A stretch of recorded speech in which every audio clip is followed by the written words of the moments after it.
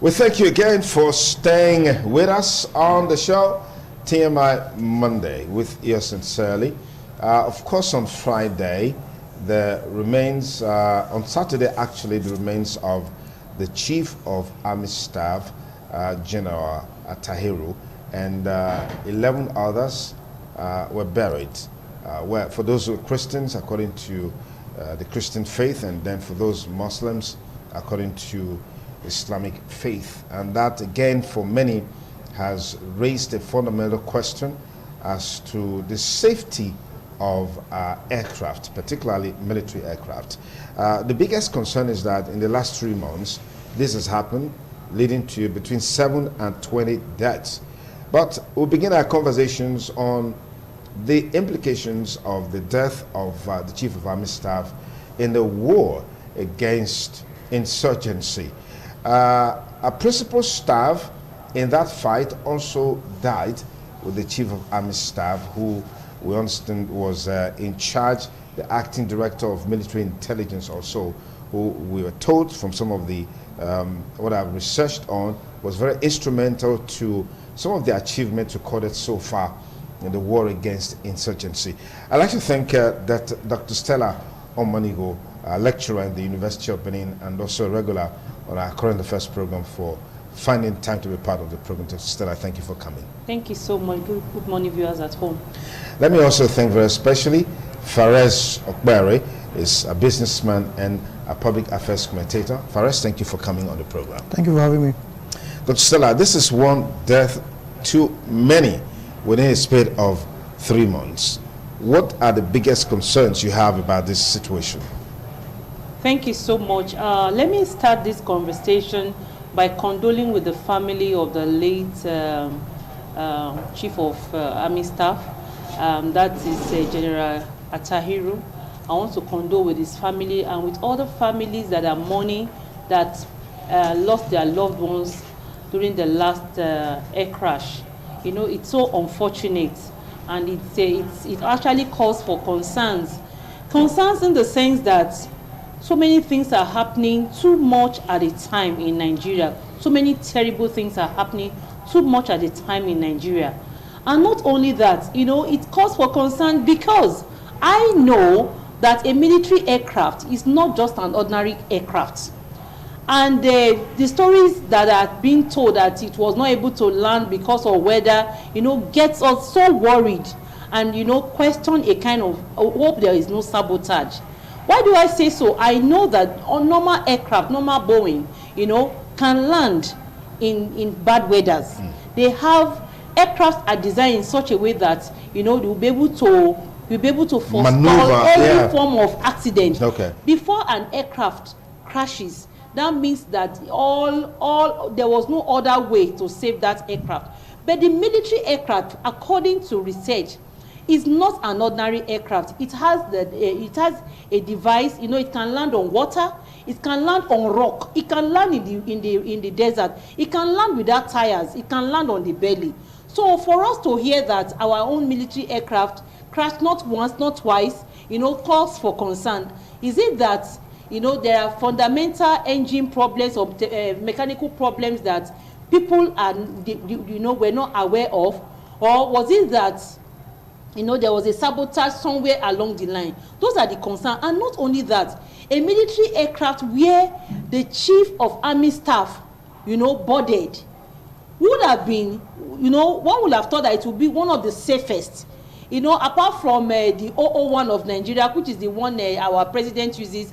The military aircraft is supposed to even be more solid than the 001 because it actually has features of going to war, and even when shot out, to be able to survive any form of attack. So when we hear that our own, you know, crashed like that and even shattered into pieces, it gets us very worried.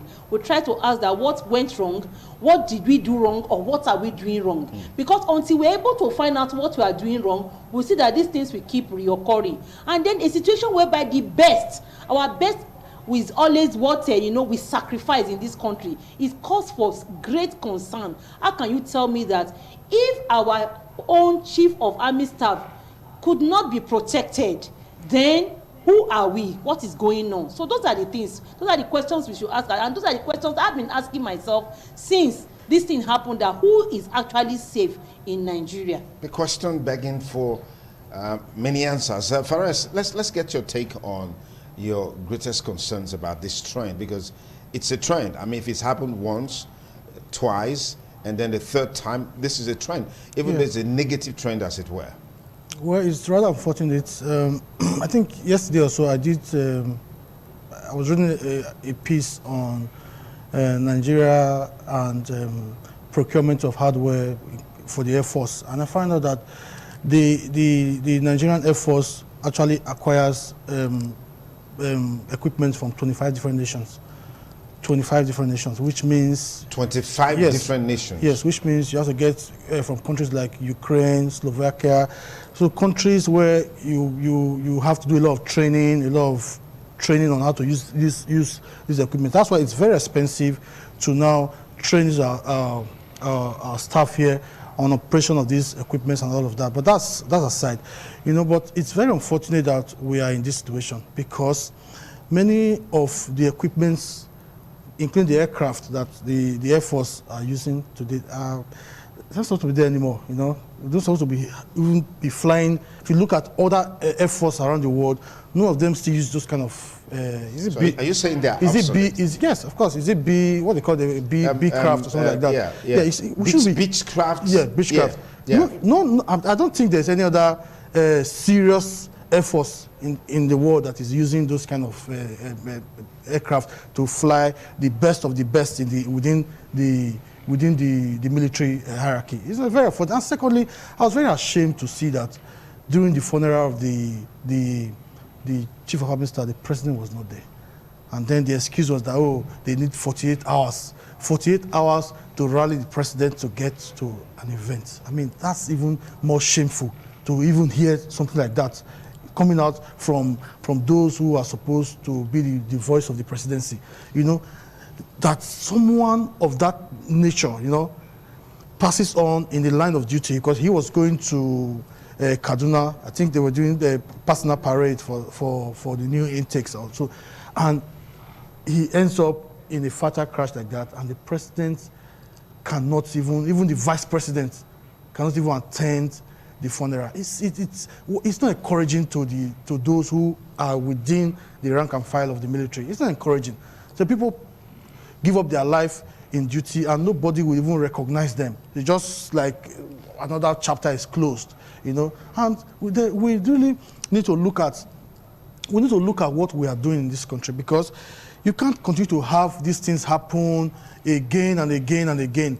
Just imagine, may God forbid that this kind of negligence is happening within the commercial airspace.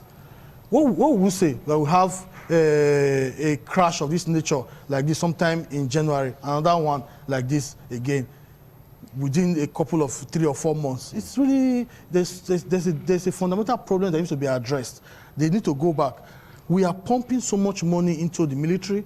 Every year, the military gobs hundreds of billions from our budgets. What are they doing with this money?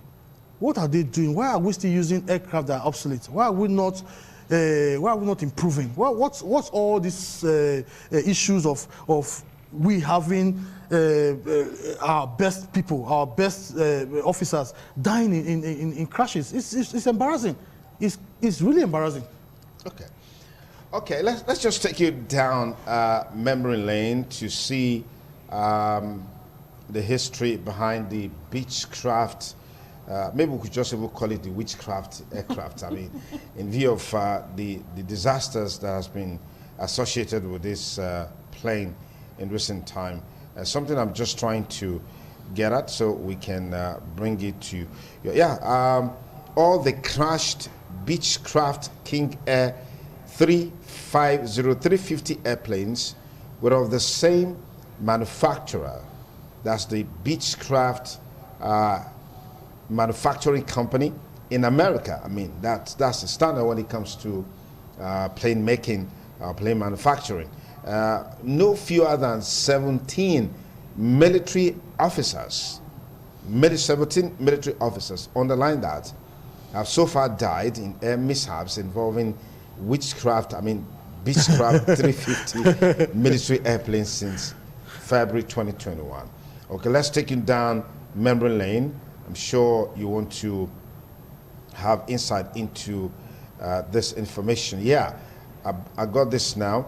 On February 7, 2021, 7 people died after a Nigerian military plane crashed in the Federal Capital Territory, FCT, Abuja.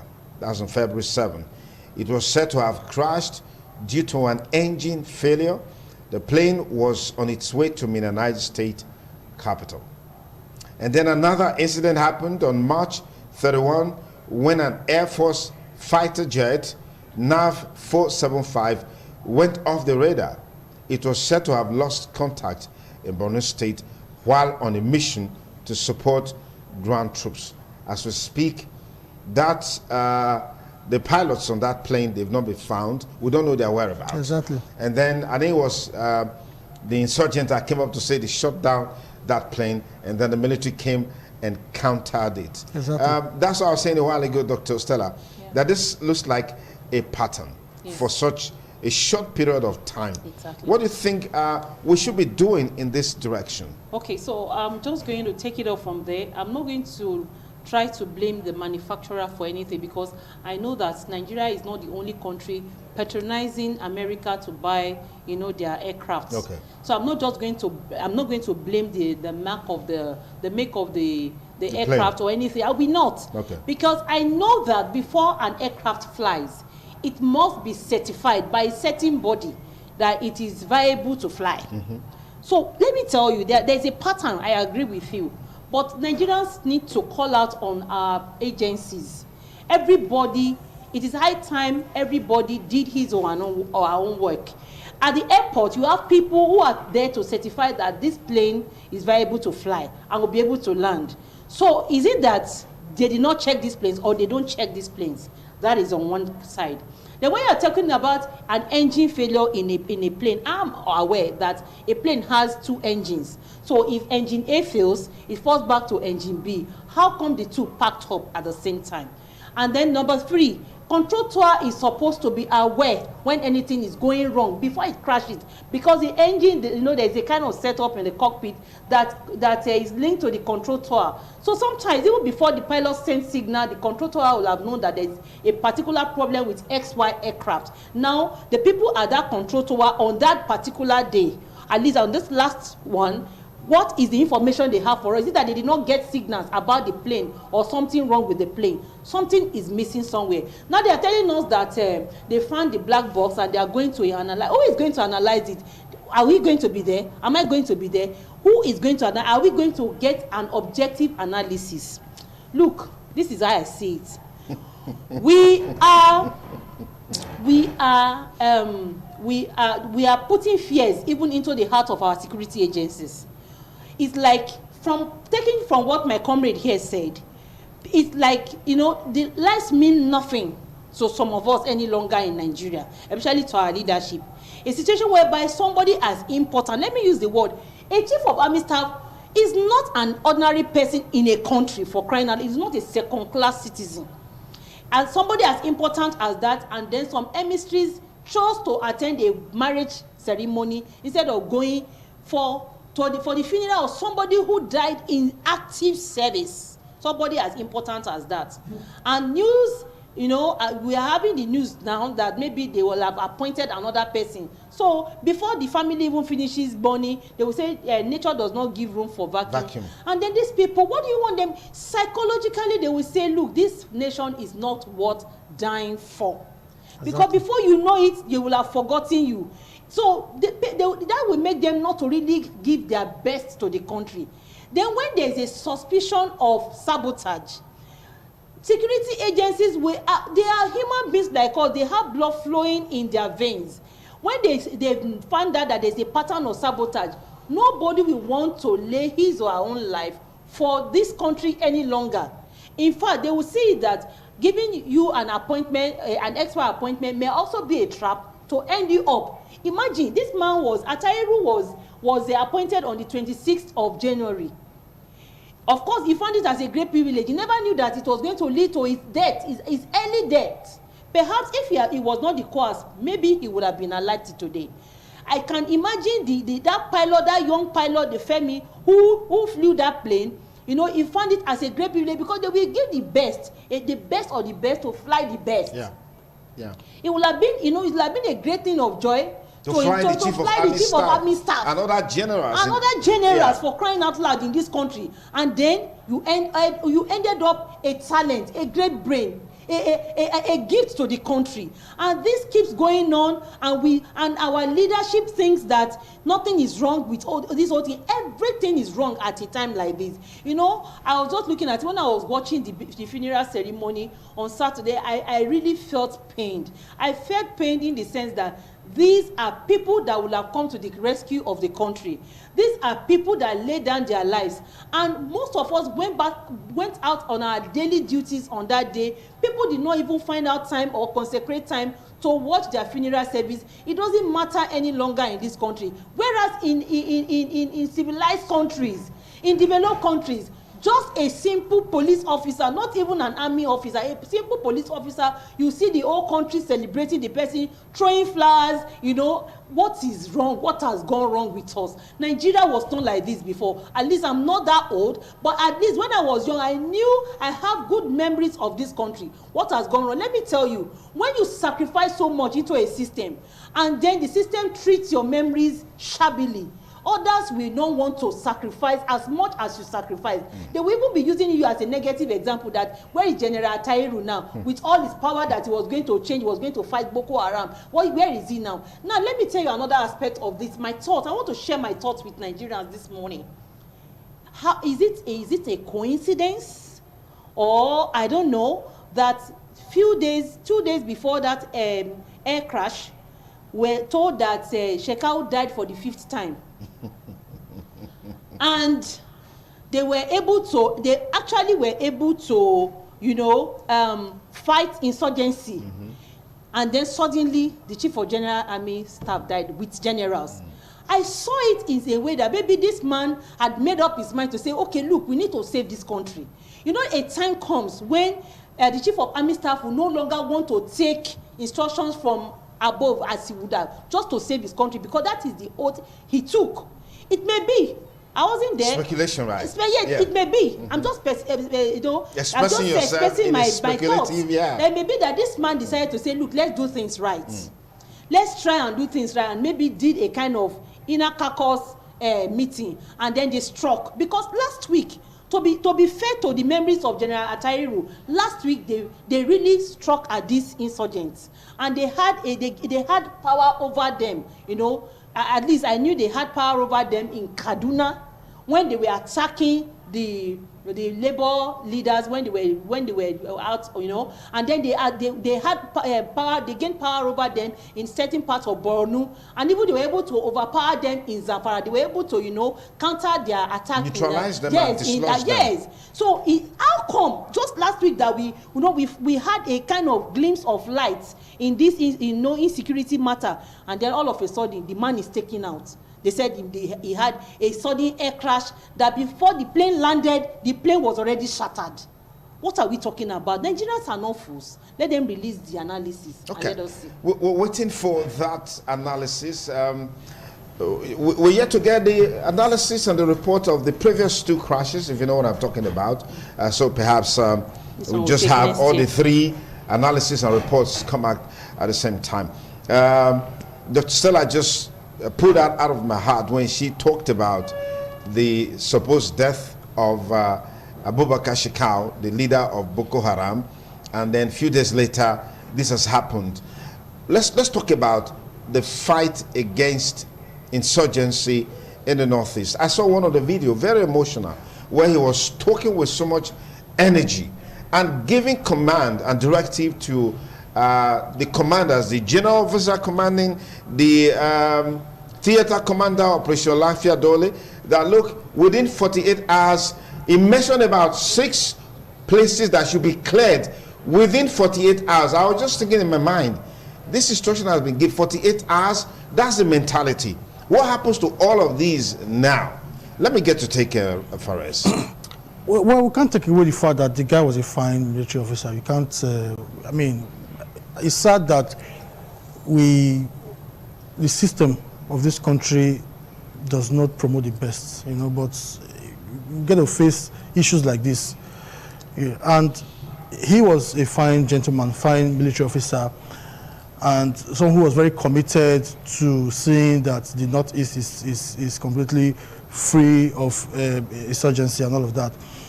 And it's unfortunate that his reign was just less than 5 months, you know. So, which is very, very unfortunate, because it's not like he died, he was shot in the battlefield or something. He died. The death was completely avoidable, very completely avoidable. You don't even have to fly from Abuja to Kaduna, if not for the rot in the system. Why would you be flying for a journey that is less than 120 kilometers? You don't have to even fly from Abuja to Kaduna. It's just because we have a system where everything is rotting, you know. So now going to the main issue of the fight against insurgency. Sonny, the biggest problem we have, like I've always said, with the fight against insurgency is corruption. It's corruption. Do you know how much we pump into the military every year? People are making billions from it. People are making billions from the fight. That's a general statement. There's no evidence to substantiate that. That's why they will never allow this fight against insurgency to end, because people are benefiting from it. Every year they tell you that they were going to put 500 billion, 400 something billion into the procurement of arms. Where are these arms? Who are these companies that are procuring the arms? What is the transparency in all of this? So that's why we keep having it every year, because ever since they found out that there is money to be made from the fight against insurgency, it has been like that. It has been like that. Who found out there's money to be made? I mean, I don't want to make spurious allegations that that we really can't substantiate in the course of this program. Sonny, like, you know, I always tell you that I understand your position. Sometimes, if you understand my position, then I know it is. Work with my position. I know it is for you to sit. I know it is for you to sit there. You know, I understand. You know, but that's where we are right now. The corruption in the system is not allowing progress, because we pump money into it. Many of this money that we pump into it is not going to the right channel. It's not being used. Look at, you see videos of our soldiers complaining of drinking bad water, a lot of not having the right ammunitions to fight. You've seen those videos on the internet several times. You've seen it. And we also have poor leadership. Poor leadership. You see the president of Chad died in the front line. In 2014, when President Buhari was campaigning there, he said he was going to lead from the front. From the front, which means as a former general, he was going to be in the front line. That in 2 or 3 months, he will clear the insurgents and will drive all of them out of the country, like he did before. But what we've seen is the opposite. What we've seen is the opposite. And right now, Boko Haram and ISWAP, they are recruiting people every day because of the level of poverty in the north. You can't have a system where you have 13 million children out of school in the north, and they will not have people to recruit. Because it's easy for them to recruit, because there are so many children out of school. There are so many, there's endemic poverty in the north, which is allowing a lot of people to now take arms and join these terrorist groups, because they can make money from them. They can get something. Look at how bandits, we're even talking about ISWAP and Boko Haram, but look at bandits everywhere, because there's an army of unemployed people that are willing to take up arms in this country to do the wrong thing. The reason is because there is poverty. You can't be the poverty capital of the world and don't have this kind of problems. So it has to, the problems have to be addressed by, first of all, making sure that we address the issue of poverty and education. In the north, you cannot have 13 million. You know, that's more than the size of Cape Verde as a country. Such is just about 100,000. I'm telling you, it's a full country. Yes, you can't have that army of children out of school in the north, and Boko Haram will not have easy access to recruitment. And even the issue of this guy, they say he died. He wasn't killed by the Nigerian army. it was a fight between the ISWAP and Boko Haram. So you now have the lawlessness in the north where two groups cannot even, they can fight themselves and kill themselves, and the government is just watching. Because they have so much comfort. Sambisa forests have been left to them to operate. So many other forests in the country, not just Sambisa now, they've extended those other forests. The bands have taken so many places that the army and the police cannot even go there to confront them. Even in Edo, I'm telling you, even in Edo, we have areas right now that the only people who can dare go and confront these bandits are vigilantes. So we have serious security problems that needs to be addressed. Okay. We keep talking every year in, year out, but nothing has changed. Okay, this is Stella. Yes. Yeah. Let me just take it off from where you stopped. Yes, because when you want to talk about fighting insurgency, we have been talking about it. In fact, it's like it's overflowed. But the truth about it is that we'll continue to talk until we see a change in the whole thing. Talking about solving a problem, you must be able to know the causes of the problem. And several times we talked about it, but let's keep adding to it. One of the major reasons is lack of political will. People are now reluctant, you know, to really come out to do the right thing, especially those in leadership.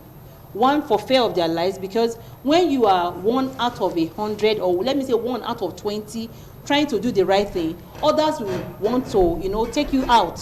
They will feel that you are exposing them, or you are trying to be the righteous man. And I think we have that problem. At all levels of government in Nigeria, I stand to be corrected.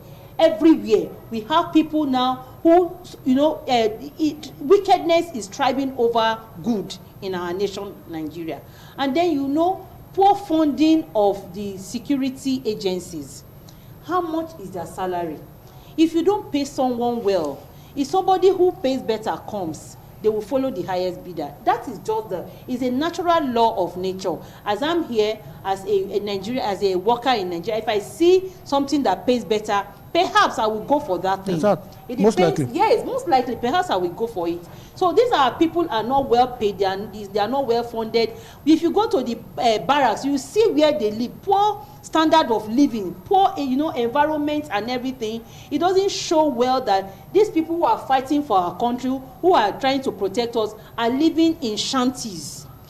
Whereas in developed countries, let me tell you, the military is among the highest paid in a country, in developed countries.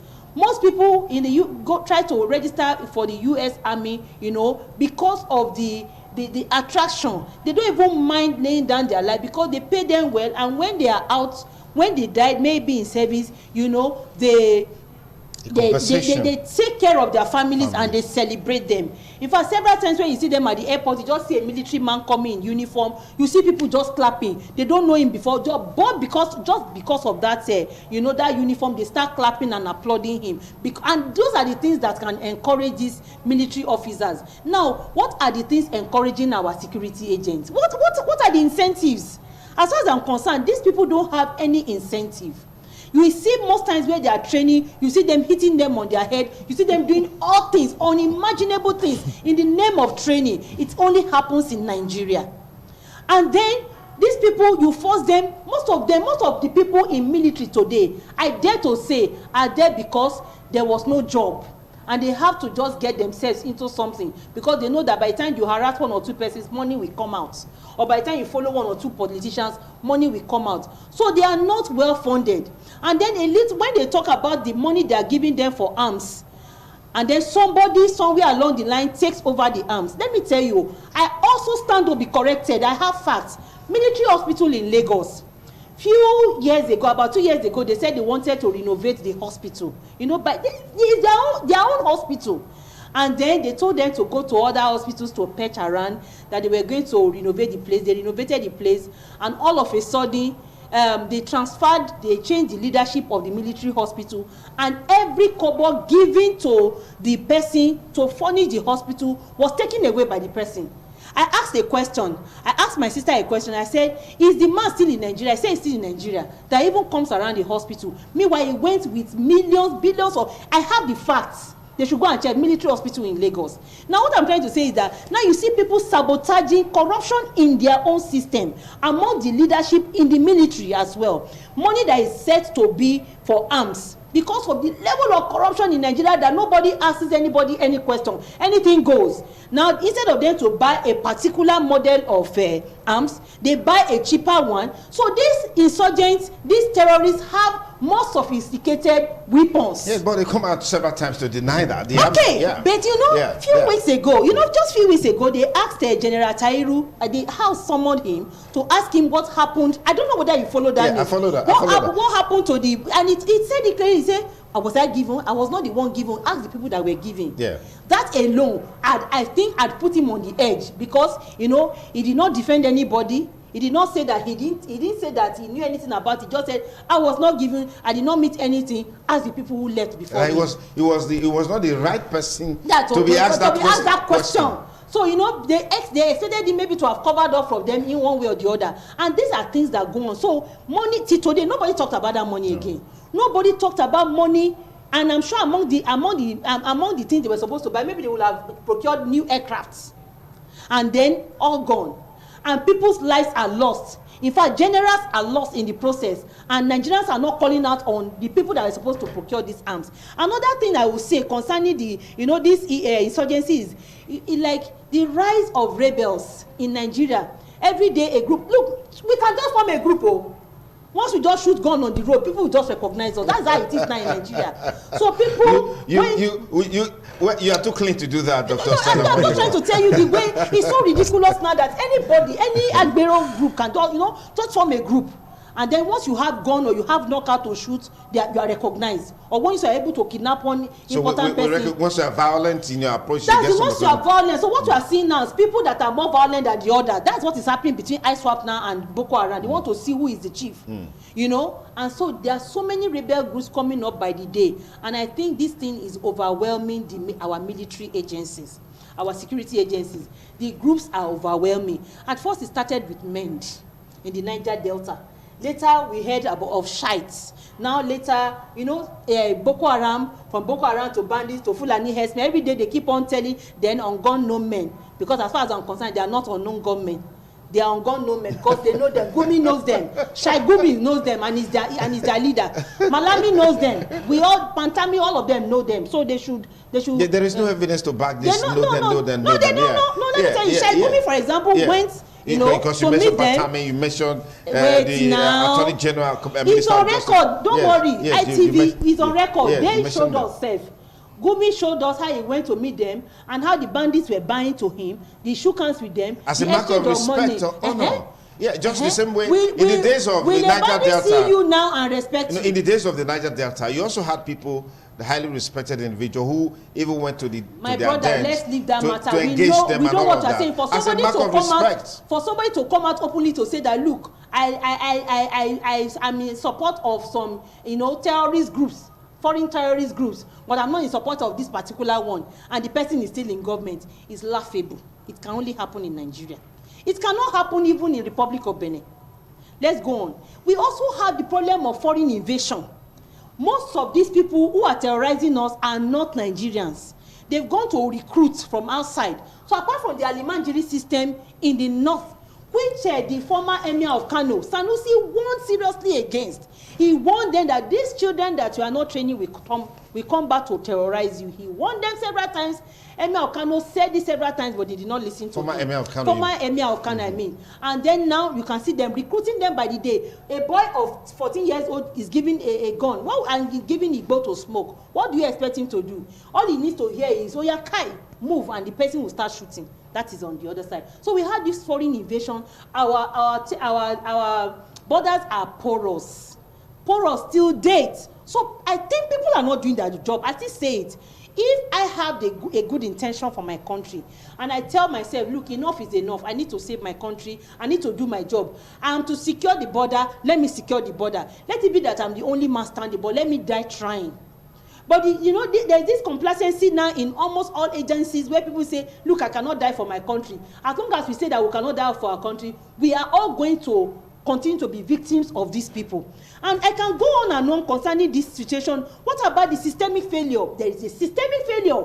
A situation whereby you see somebody committing an error, a crime, and the person is not sanctioned. Another person will say, okay, since he did it and he went away with it, I can also try. Let me tell you, when corruption started in Nigeria, it was not as bad as this.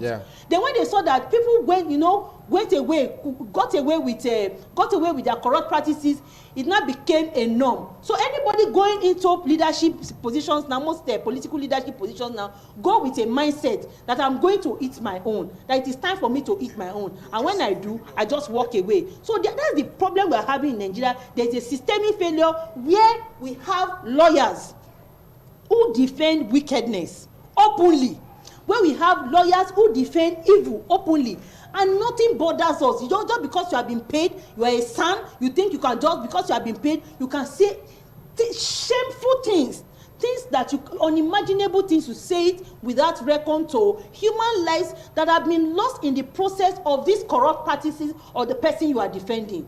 Then it's a shame also to the profession. I also feel that professional bodies should start calling out on their members.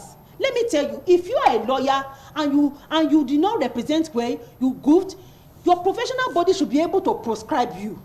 In fact, I was even saying that in every sector now, if the professional bodies can say, look, if you do, we have ethics committee, for example, in the academics, we have ethics committee.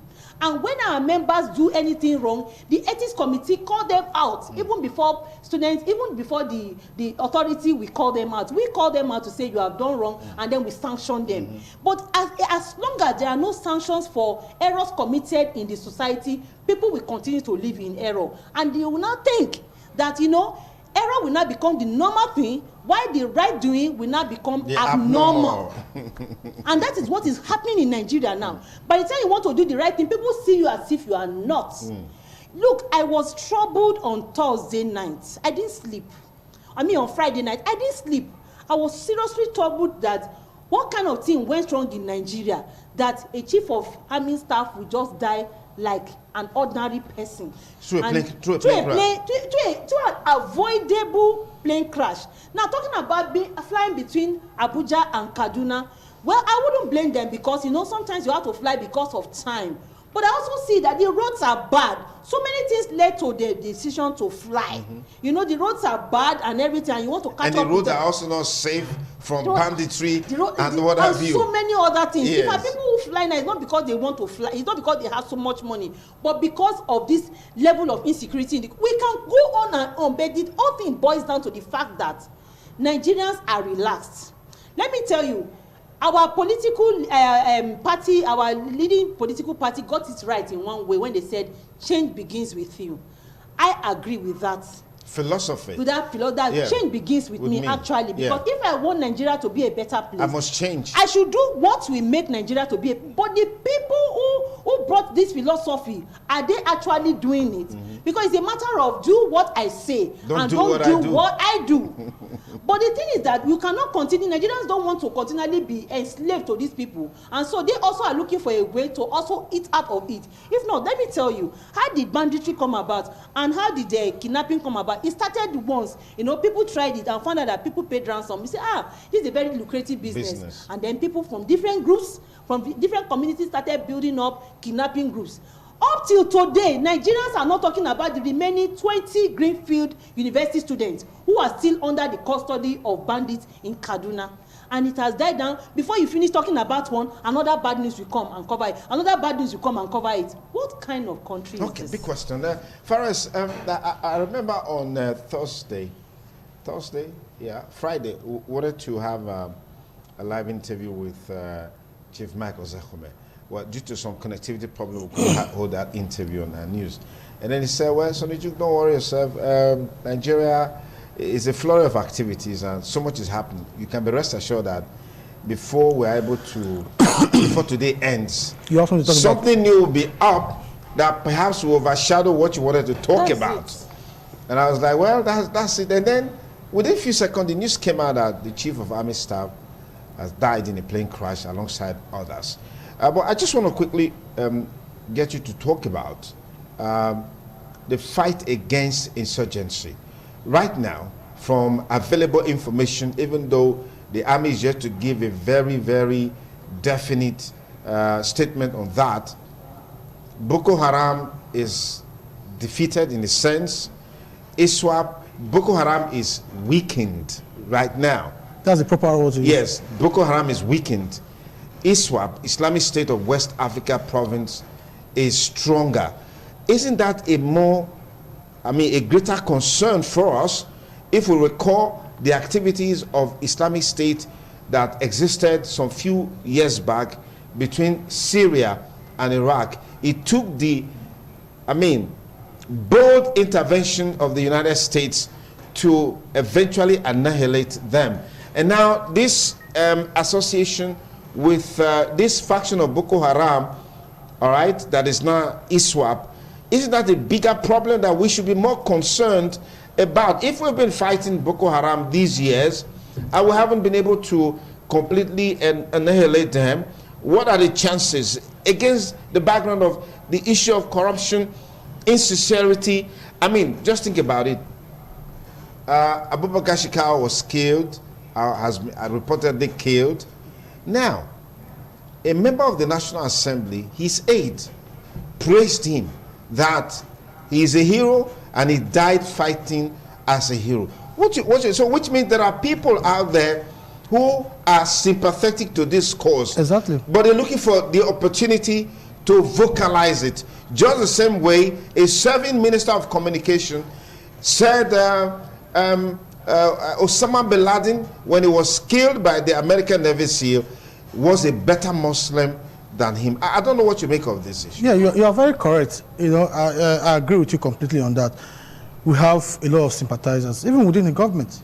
It's very unfortunate that that's why we are where we are today, because we have I'm sorry to say, but there's been a long suspicion that there are even sympathizers of this terrorist group within the military, within the Nigerian military, which have not been proven anyway. But you were asking the issue of the fight against insurgency, ISWAP, and Boko Haram. Yeah. Sonny, in my opinion, that is not the biggest fight. The biggest fight right now in Nigeria is the fight to clear bandits away from the country. Boko Haram and the ISWAP, they are restrained to the northeast, not even northeast. They have just one.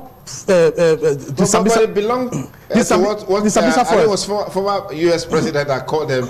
They belong to the same axis of evil. Yes, I understand. Yes, the big because right now, if you notice, we have a very big challenge with food. The reason is because I went to my village recently, and everybody came to me. Oh, we don't go to farm anymore. They don't allow us to go to farm anymore. Who don't allow you to go to farm? Oh, the bandits, they don't allow us to go to farm. This hurts me. If we even plant, they will eat it. If we go to farm, they will rape the women and all of that. So there is food shortage because they cannot go to farm anymore, and not just that they cannot go to farm anymore. It's now affecting everybody. We now have inflation. The inflation is not only on raw materials, also on food. Yeah. So you see that just one security challenge with the issue a monumental economic problem. Yes, has triggered. Let me just pause you there. I will take a short break. We'll be right back. It's still TMI Monday. We're looking at some of the glaring implications of the demise of the Chief of Army Staff alongside several other generals. One particular, I'm trying to remember his name now, who we've been told was very instrumental to some of the results posted by the Nigerian Army in Borno State recently. I think it was the acting Chief of Defense Intelligence, who created a structure where even the Boko Haram camp was infiltrated, and that really helped, because according to the report, there were some who were willing to repent and be reintegrated into society. And he was of the opinion that they should just tarry in the interim and continue to work as though they're still with them. Meanwhile, helping to get information about location and stuff like that. But the man is gone, just like his boss. quite sad. We'll take a break now. We'll be right back with you on the show. At that time, Evangelist Tony Akeni Lemoyne will be joining us. He's the coordinator of Nigeria Cannot Continue to Live Like This, or Nigeria Cannot Continue Like This. Stay with us. We'll be back with you in a moment. Independent television, certainly. Thanks again for rejoining us on the program TMI Monday as we continue with our conversations on the demise of the Chief of Army Staff and about 10 others, which of course has continued to be a major source of concern for Nigerians. Well, the country at the moment, as declared by Mr. President, who really didn't have the time to attend the funeral of the general, is in a state of mourning 3 days altogether to honor the departed. And the governors, some of them couldn't also make it. They were in the marriage ceremony of the son of the Minister of Justice, the Minister, Attorney General and Minister of Justice, Malami SN. Well, that's just on the lighter side, but let's get back to the discussion. Evangelist Tony Akeni is the global coordinator of Nigeria Cannot Continue Like This. Evangelist, thank you for joining on the program. It's a pleasure being here. Okay. Faraz, you were on. Just quickly anchor the point you were making. Okay, so what I was saying that was bandits are they are the bigger problem. Yes, compared because to they are wider spreads. Right now you have, in fact, Sonny, there's a total collapse of security in Nigeria. That's undeniable. Total collapse. I don't know, apart from Somalia, any other country that is battling at every levels. The east, the west, the north, and the south. You have in the south, you have bandits. In the east, you have unknown gunmen. And in the north, you have bandits in the northwest and terrorists and insurgents in the northeast. I mean, I don't know any other country that is battling this kind of security challenges. And it's time we get some foreign assistance. Forget all the talk about sovereignty and all of it. It's time to ask for foreign help, particularly in the fight against ISWAP and Boko Haram. We can't do it. Nigeria cannot do it alone. The kind of military we have, there's no way we can do it alone. Look at Iraq. Iraq, they did it. They asked for help. The Americans came in, and then they helped, and they pushed ISIS out. Today, ISIS is out of Iraq. It's not like a ragtag army. You understand? In Iraq, so Iraq is back. They decided to rebuild the infrastructure, they decided to rebuild the country. But they asked for help, and they got the help. There are so many countries that have asked for help. Look at Somalia. They were battling with insurgents. They asked Kenya. Kenya troops moved into Somalia and pushed those Al-Shabaab to one tiny corner of the country. Yeah. So that's what we need right now. We need help. Forget about being the giant of Africa. We're not the first country to be a giant. Forget about being the giant of whatever. Right now, it's time to look at the Americans, at the British, and say, "Come on, I need help. We need serious help to deal with." ISWAP is a global terrorist group. So it's not something that you can fight alone as a country. Go to the British, go to the Americans, and say, go to France. France is helping Mali. France is helping Mali today. They have French bases in Mali where they are helping Mali to defeat ISWAP in Mali. So why can't we also ask the Americans to come and support the fight? Ask the British to come and help us. Forget this trying to be the big boy of Africa. We are not. We just have the landmass and the people. But right now, in terms of insecurity, our people are hungry. People cannot farm. People cannot go out. Let the Nigerian army go and deal with local insurgents because, in my opinion, the police cannot anymore. Let them go and deal with it in combination of the vigilante groups, and let's ask for help from the foreign nations to come and assist us to deal with ISWAP. Okay, let me pause you there. Doctor, I'll come to you in a moment. Evangelist, let's get you on board. Nigeria cannot continue like that. That's the organization you had. Yeah, how does it play out in a situation like this that we found ourselves? Well, first of all, let me apologize to our audience. I had other interviews that chipped away at my time. Okay. So it affected my entire appearing time. My sincerest apologies. Without reducing from the validity of the little I have heard from my compatriot here, I would like to look at another dimension of the crisis of insecurity in our country. They say if you are looking for the eye of a fish, where do you go? You go to the head, not to the tail. Nigeria has a long and painful history of spoon-feeding and nourishing insecurity. And the reason is obvious. You can only let something be if you are benefiting or somebody is benefiting somewhere. Benefiting somewhere. Though it's a long background, but let me start somewhere. And I want to start in this particular point to indicate that what we are passing through today is not just the childbirth of APC. PDP has been part of this situation. And I will take our people through a fragment, just a little fragment of the insecurity scenario in our country. I remember that in 2013, around middle of April, I just want to cite a few instances to lay the background for my contribution.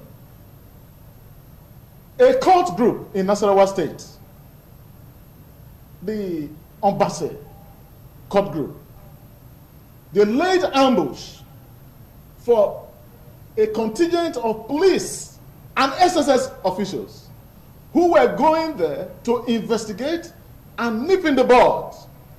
That particular cult group, I think in a Gone area of Nasarawa State, because they were compelling Muslims, especially the able-bodied youth, to join the groups through blood oaths. They were also compelling Christian youth to forcefully join the group. When the SSS and the security got wind of this very ominous development, they sent these contingents there. Guess what? 70 of them were ambushed. They included 10 SSS officers, my brothers, your brothers. They were lured into the very lair of the cult. They were killed and set ablaze. They were burned to ashes so that they could not be recognized. When the DSS came into the issue and the other security associated security networks were going to investigate, at the end of the day, to the surprise of the earth, because this was not only a shock to Nigerians, the then DSS Director General, under President Goodluck Jonathan, Ita Ekpeyong, what did he have to say? He said, we have forgiven the killers of our compatriots. God will take control. Now, if we needed chaplains or pastors or preachers or imams in the DSS or SSS or in the army, we know where to go. If you want to form a church, go out of the service and let those who are trained, we paid for them. Their training, their skills, they were paid for at high cost from taxpayers' money. So let those who are paid to fight insecurity, fight insecurity. Let those who want to preach, preach. That was how 70 families lost their beloved ones. We lost our taxpayers' money.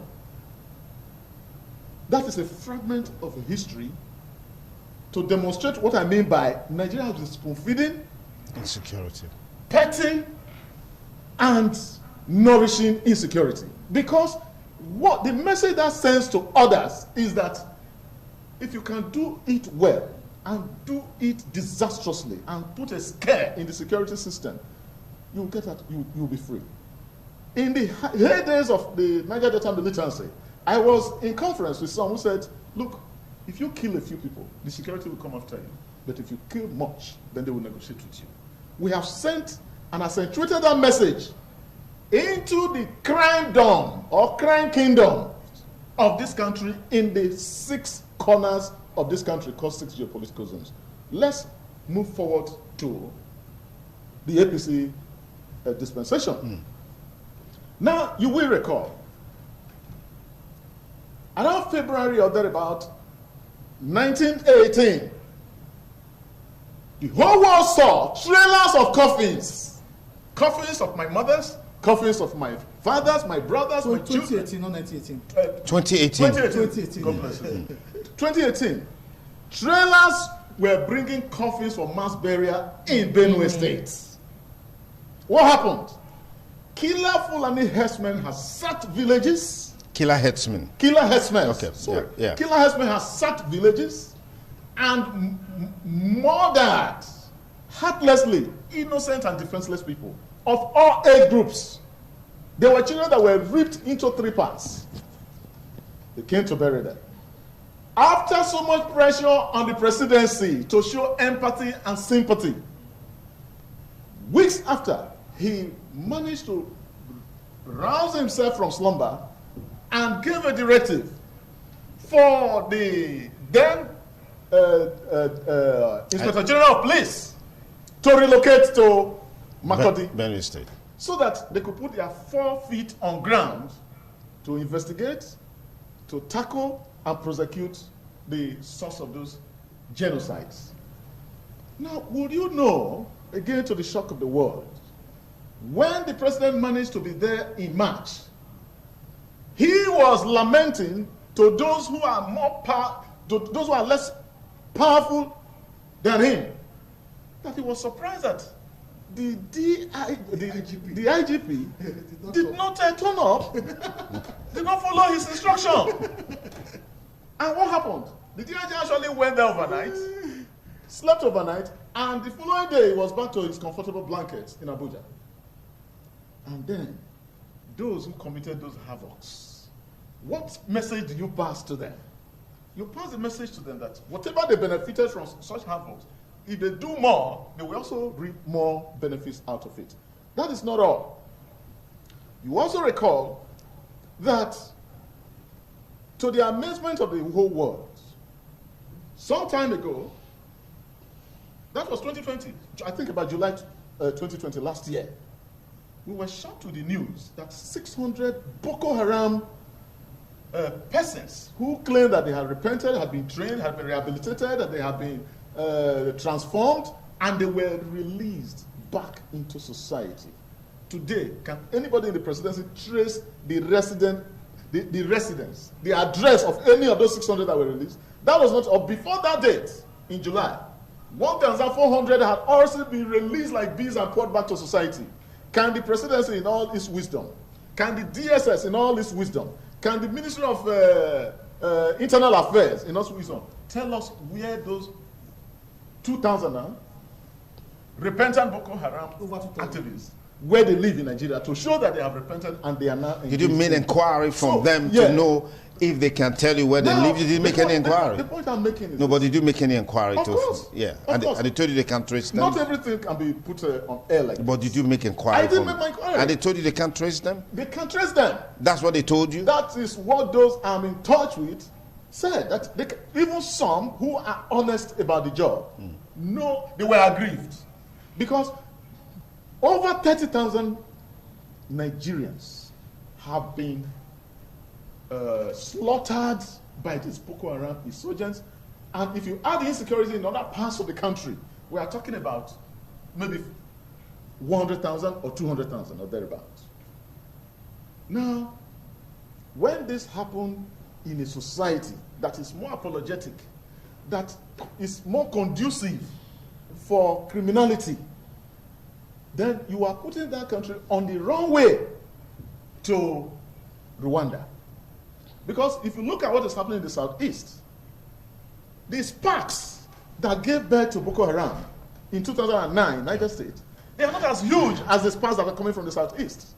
They thought if they took Yusuf, they found out that would be the end. But not only that, security has a way of laying and multiplying its eggs. It's like a termitarium.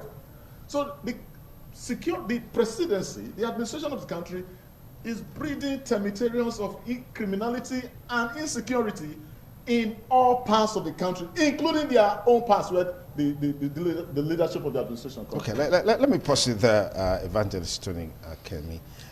Dr. Stella, I want us to, that I also feel that whether you call them headsmen, you call them bandits, you call them Boko Haram, you call them ISWAP, they're kidnapped, but they are axis of the same evil that needs to be brutally dealt with. And one man who is talking recently about that is Governor Nasser El-Rufai, who some, have also accused of, some complicity in all of this. Yeah, so I'd like to get your take along those lines. Well, I will say that I want to first thank Evangelist for the historical background. You know, it brings to mind, you know, all the things that have been happening in the country, which everybody knows. You know, it's not new at all.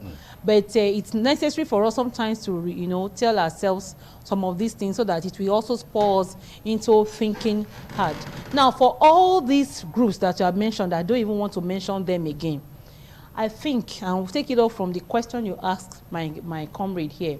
It's ISWAP is actually more organized and more deadly because they are an organized society, a globally organized society attached to ISIS.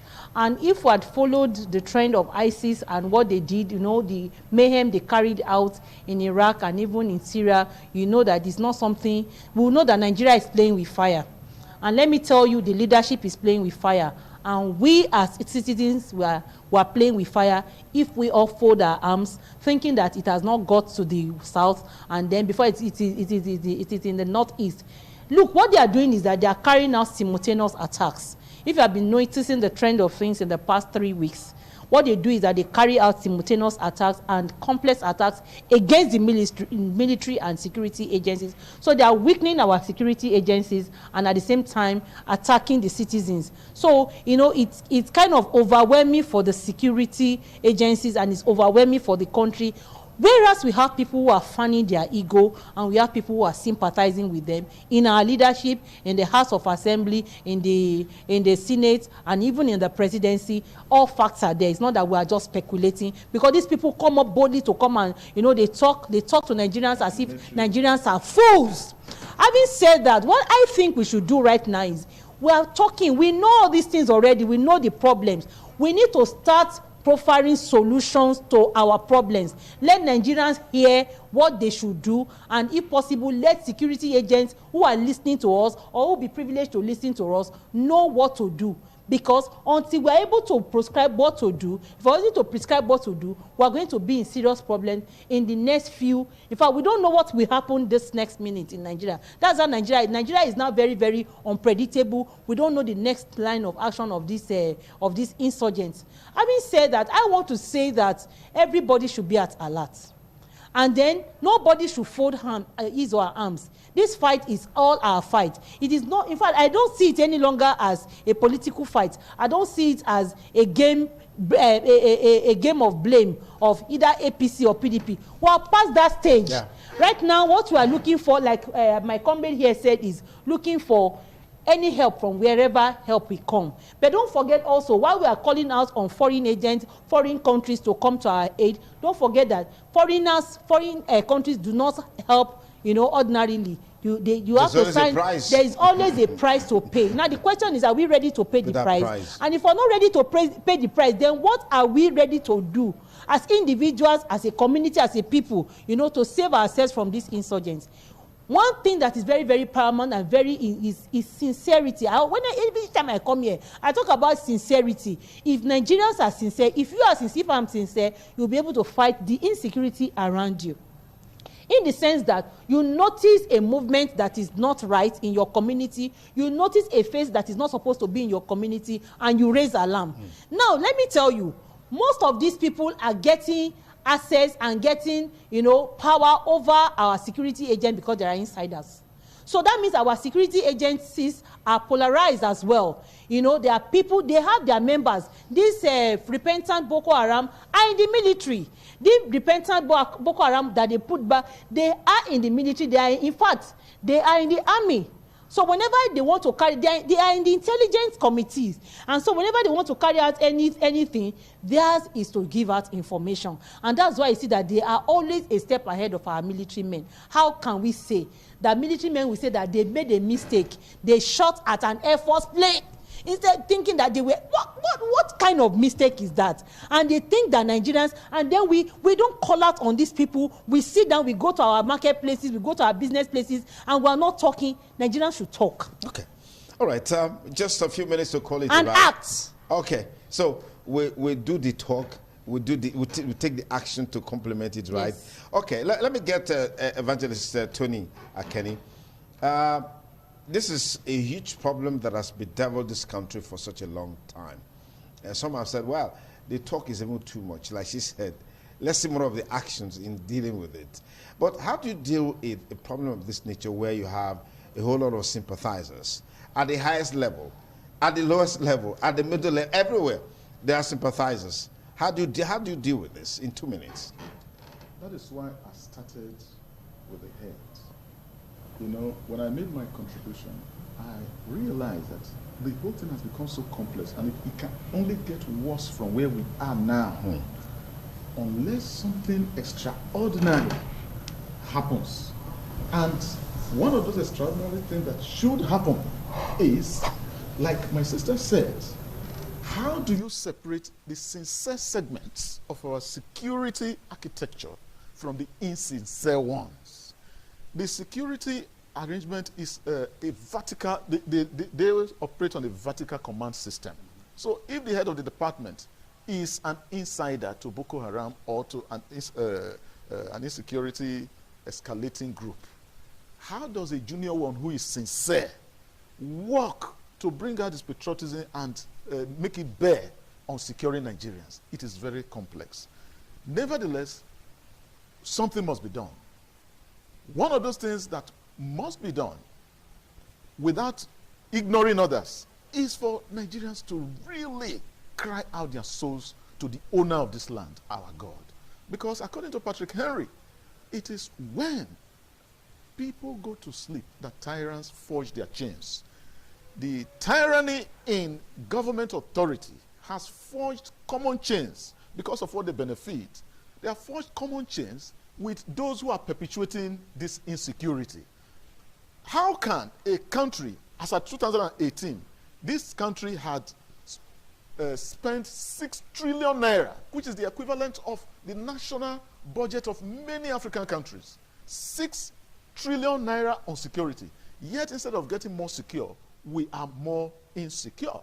Because, okay, take a look at the president's interview with CNN in 2016. 2016, this administration was on seat because they started in 2015.